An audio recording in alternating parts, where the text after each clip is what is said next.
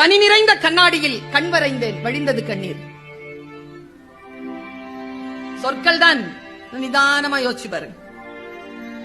நம்மை போலவே நடித்து காட்டுகிறது நம் நிழல். அந்த மயானத்திற்கு உயிர் தந்தது ஒரு பிணம். எந்த கிளி ஏமாற்றி சென்றதோ தாடியுடன் இருக்கிறது ஆலமரம். பளிச்சு பளிச்சுன்னு எழுதுறாங்க, குட்டி குட்டியா எழுதுறாங்க. வாயை கிழித்த பின்னும் தொடர்ந்து பேசுகிறது கடிதம். லாரி நிறைய மரம், இறையுடன் கூட்டை தேடும் தாய்க்குருவி. காற்றுக்கு சலிப்பதே இல்லை, ஒரே புத்தகத்தை 1000 முறை புரட்டுகிறது. இலையின் நடனம், அதே காற்று, இலையின் மரணம். வீட்டுல போய் யோசிச்சா பதறிடுவீங்க. சரிந்த மேம்பாலம், இடிபாடுகளுக்கு இடையில் சிக்கியது ஊழல். பெருங்கடலை அசைத்துக் கொண்டிருக்கிறது மீன் குஞ்சின் சின்ன துடுப்பு.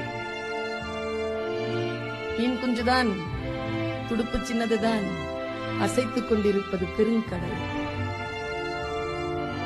நாம சின்னவங்க தான், சின்ன வாய்ஸ் தான், சின்ன குரல் தான், சின்ன வயது தான், அசைத்துக் கொண்டிருப்பது பெருங்கடலை என்று நினைக்கின்ற பொழுது பதறுகிறது நமக்கு மனம். சொற்கள் அப்படித்தான்.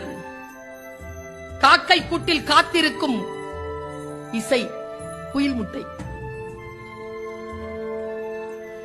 எனக்கு ரொம்ப ரசிச்ச ஒரு கவிதையை சொல்ற பாருங்களேன்.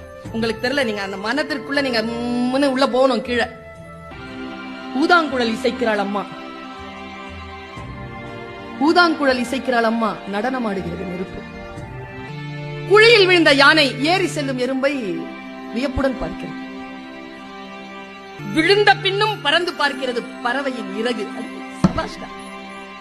விழுந்த பிறகும் பறந்து பார்க்கிறது பறவையின் இறகு. இறகு குட்டி போட்டது பள்ளியின் நினைவுகளை. ரயில் மோதி பிளிரும் யானையிடம் அழிக்கப்பட்ட காட்டின் குரல்.